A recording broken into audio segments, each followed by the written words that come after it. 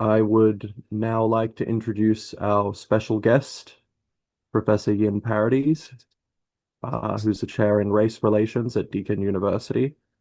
Yin is a Wakaya man, uh, and he conducts research on topics such as racism, anti-racism, cultural safety, Indigenous knowledges, and decolonization. We'll have some time for a Q&A after his presentation, so if anything comes to mind, just pop it in the chat and we'll get to as much as we can in the half hour of the discussion. So yeah, Yin, feel free to share screen and take away whenever you're ready. Thank you. All right. Yeah, I got a few slides. Shouldn't take too long, 20 minutes or so, and then we can have a chat about it. Here we are. Wait a sec. Yes, you can see that, right? Yeah. All right. So lots of time for questions and discussions afterwards. Don't really mind during, but I can't really see anyone putting their hands up. Feel free to just chip in or write some stuff in the chat as we go along. So primal wellbeing economy. Let's have a chat about that. First of all, modern economics is a line. A lot of stuff in modernity is linear and box-like, if you want to go two-dimensional sometimes. But essentially, the modern economy looks like this. You get resources, you produce stuff, you distribute stuff, you consume stuff, and you waste stuff. And there's some money involved in all of that as well, which is a pretty important part of modern economics, but only in the last 400 years or so. This other stuff has been going on for much longer than that, some thousands of years. The money stuff has grown in importance as we've gone along. But anyway, it's an infinite growth model, of course. This line goes on infinitely on a finite planet. And as we know, that's not really going to work out too well. Here's another way to look at the modern economy. So we've got the factors of production, we've got colonization, land or country, and what we can extract from that, resources, rent of real estate, which is basically land with stuff on top. Slavery, modern slavery, ancient slavery, wage slavery, all that stuff, labor. So you need land and you need labor. Capital is really great too because it gives you interest, and interest is an infinitely accumulating, compounded wonder of capitalism, which produces, of course, inequality and exploitation through profits and enterprise. So that's basically how the economy works. Then, of course, we have talk of the circular economy, not so much the line, but the circle. And more of that happens these days. You know, recycling is a sort of a thing these days, sometimes a bit marketed rather than real, like the soft plastics. But still, there is definitely stuff going on with recycling. So it becomes circular, continues the sort of line, but it sort of curves around on itself. Still not particularly self-sustaining, but it's something at least. Now, let's talk about a primal economy instead. So what do we need? What does the economy do for us? What are the goals or targets of an economy? So for modern economies, it's gross domestic product, basically. Growth must continue at a certain percentage, 2 to 3% is great. And that's pretty much it. That we talk about things like the health of the economy as if the economy was some sort of living entity. But for actual living entities, we like things like happiness, life, love, participation, and place, fresh air, the opportunity to love and be loved, time and space to express creativity, uh, crafting, and freedom from ambition. Here's another one. Apologies about my dog. Can be quite noisy. So this is a quote from Albert Camus, the French philosopher, and I think it captures quite a lot of important stuff. Uh, Hang on a sec. Let me just do something about this dog.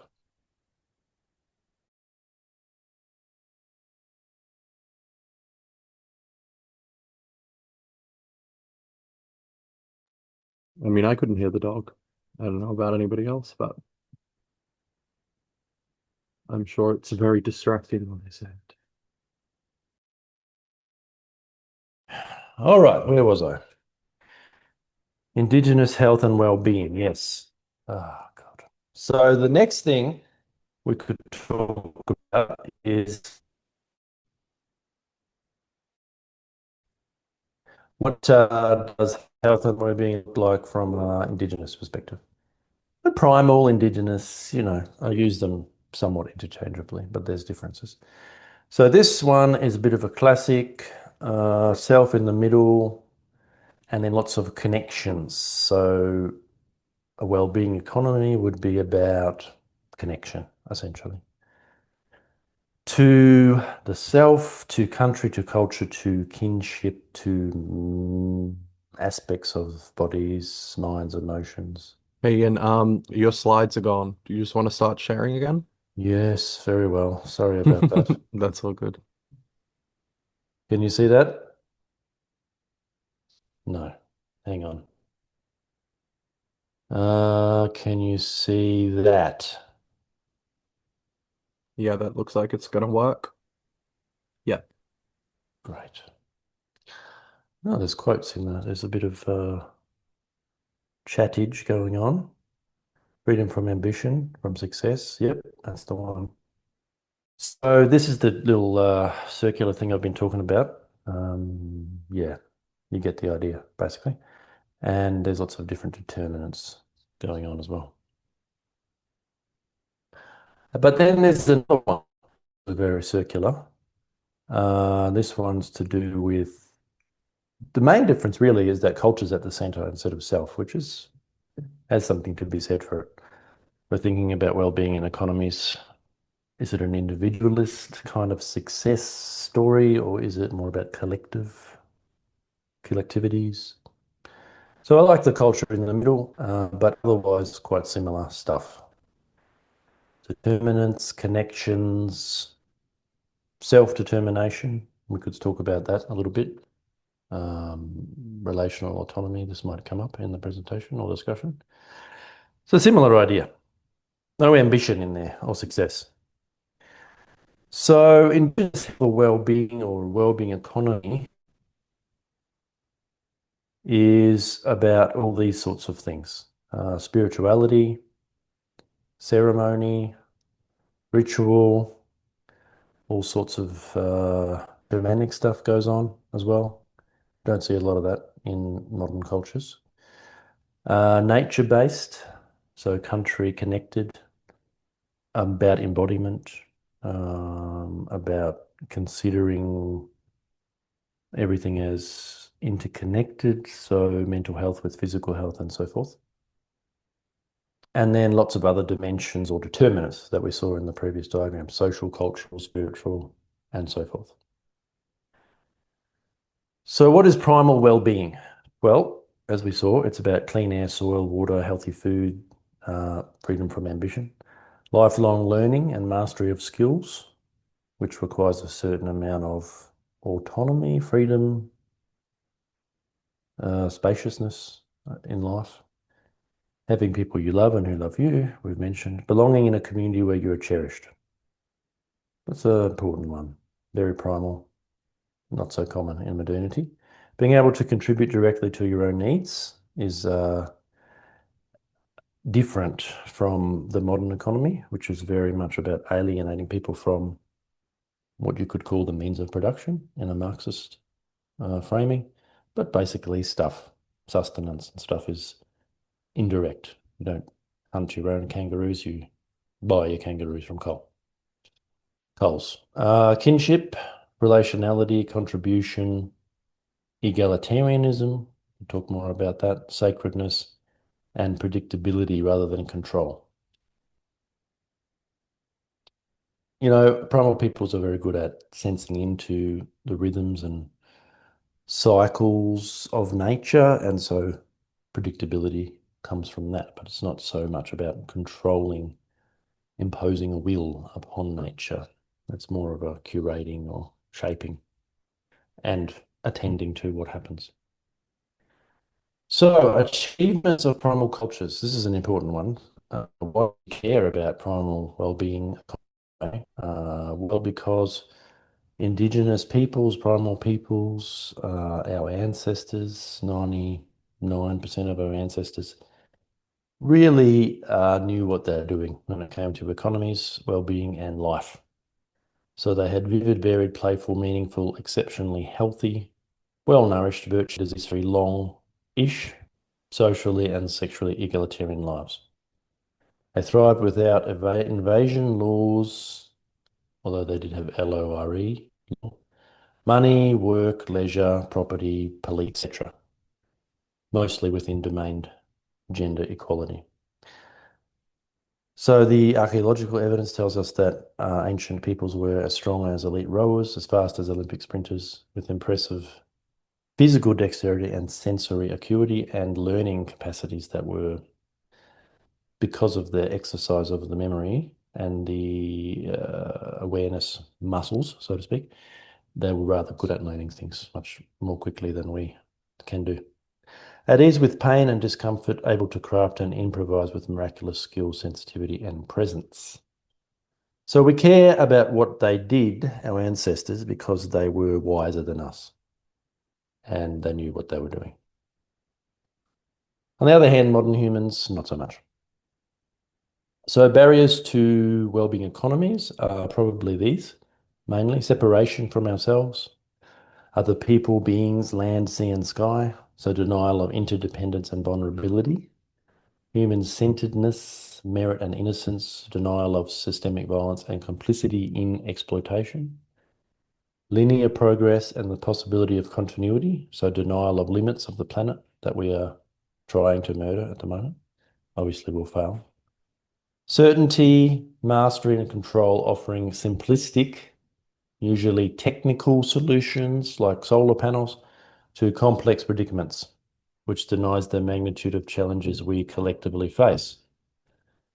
So well-being perspective would be something like this. Nothing is complete, perfect, or enduring, but all is alive, sentient, profoundly relational, and deeply sacred. We are immersed in manifold realms, which we can learn to perceive, inhabit, commingle, and grow with. And we are invited to outgrow the often unquestioned obligation to obey, conform, judge, and repress, which stunts our ability to express, create, connect, and play.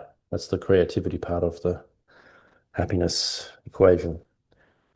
We are called to conscious, embodied, loving, reverent co-liberation with each other and the spontaneous, emergent, complex, self-organizing living cosmos that we are extensions of. So well-being futures, what sort of economy would foster well-being? Well, really a primal economy. So one that doesn't have the aspects of modernity that have developed over the last 10,000 years or so. So we'd need to end debt, private property, institutions and nation states to overcome alienation from ourselves, others, our socio-material issues and so-called nature. Unlearn reductionism, truth, rightness, power over, ambition, success, perfection, certainty, control, coherence to some degree, mastery, progress, virtue, validation, heroism, fame, merit, entitlement, and some forms of duty and sacrifice.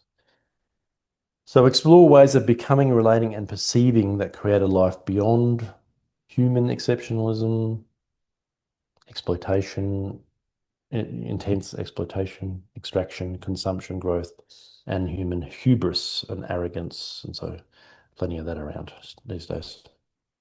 So what would happen if we tapped into the immense joy that comes from forgetting who and what we think we are, and instead sensing the gift of not only being what we imagine ourselves to be? Somebody's vision of a move from an extractive economy to a regenerative economy, from consumerism, colonialism, enclosures of militarization, extraction, through a kind of values filter, a drawing down of money and power. I would say abolishment of money. Power, of course, is always present in societies, but can be distributed better. Change the rules, stop the bad, build the new, head towards caring and sacredness, cooperation, deep democracy, regeneration, ecological and social well-being. So how would that happen? Well, relocalising part of that, I would say. Closing loops in a shared commons, connecting, cooperating, co-liberating. Yeah, sort of the antithesis of institutionalization and nation states, which are basically institutions of institutions. So reject competitive success, stop being a consumptive spectator of your own life, consumer, and live wildly in conscious, frugal, simple, sufficient, joyful pleasure, with a few road bumps along the way as we learn how to be in community. From global patterns to local responses. So seek a grateful, humble, ethical life that tunes in, heals, and creates radical abundance for yourself, others, and all life, where our indicates belonging, not ownership. Some of that work might be to resist the horrors of modernity. That can be important work. Interrupt, block, boycott, embargo, spam, jam, snap, obstruct, protest, refuse, stall, and starve modernity. Reduce, repair, reuse, recycle, learn collective sufficiency and close loops in expanded commons. I think I said that already.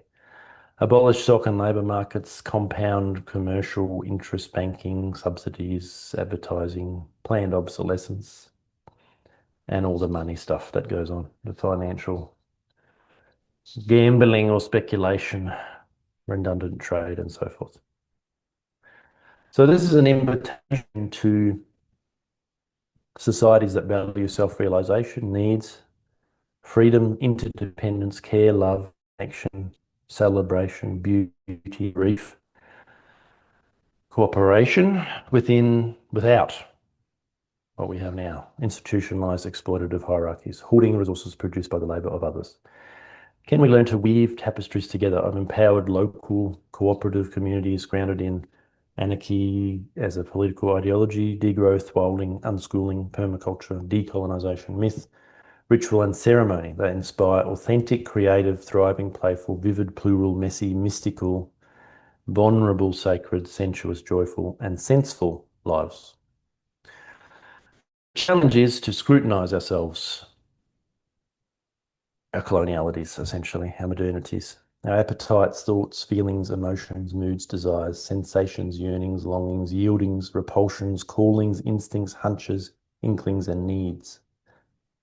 Can we offer ourselves in full to the world as it is, without demanding acceptance, without welcoming change, transformation, metamorphosis, catharsis, intensity, and rupture, while attending to our limits within any given context? Can we meet others with curiosity, courage, vulnerability, love, honesty, and humility, sense visceral needs behind actions, learn and grow with gratitude, connection, and conviviality, while minimizing correction, coercion, and so forth? Attend to beauty, wonder, and grace, especially in dire and deeply violated situations. So simple but hard. And part of it is the saying, when times are urgent, slow down. That allows us to do things differently. If we slow, if we pause, rest, sleep, idle, lull, shed, catalyze, channel, doula, delve, guide, receive the unknowable, unexpected, uncomfortable, uncertain, unthinkable, and imperceptible. Can we act with emotional stability, relational maturity, intellectual discernment, and intergenerational responsibility? Say, planning for the next 7 generations, which is not unusual in primal societies. Beyond consumption, comfort, convenience, choice, and complaint. What happens if we metabolize or integrate agendas, assumptions, aversions, addictions, vices, disguises, demonizations, habits, triggers, complicities, projections, urges, traumas, and idealizations? Discern, perceive, relate, communicate, become without necessarily resorting to judgment, comparison, justification, condemnation, narrative, meaning, interpretation, or intellectualization. So the principles that are here are quite useful for understanding life and wellbeing economies and how to operate in doing things. So it talks here about circles, not lines, less hierarchy, more dialogue, inclusion, and empowerment. Humility, deep listening is a big part of how to do things in right relationship. So taking criticism without dispute, learning stuff, welcoming the gifts of failure, planning with, designing with, rather than being representatives. So connect, convene, collaborate, co-liberate, move at the speed of trust, which is important, very important principle. A little bit hard to do in practice. Needs a lot of repetition to get it right. Centered lived experience rather than just expertise, and seek people at the margins that are doing things differently from the mainstream, because the mainstream is not working. So I think this is the last slide. Few provocations or prompts. What if we stop trying to solve global problems by scaling up standardized solutions? What would it mean to accept ourselves unconditionally just as we are while staying wide open to growth? How can we invite material conditions and social relations which are conducive to life, beauty, and thriving? How can we live with dignity, love, courage, and truth while opening our hearts to those whose views and actions we profoundly object to? Can we enjoy life's resonances, vibrations, textures, thrummings, roilings, secretions, and emanations as we deepen our vulnerability to suffering in and of the world? And that's it.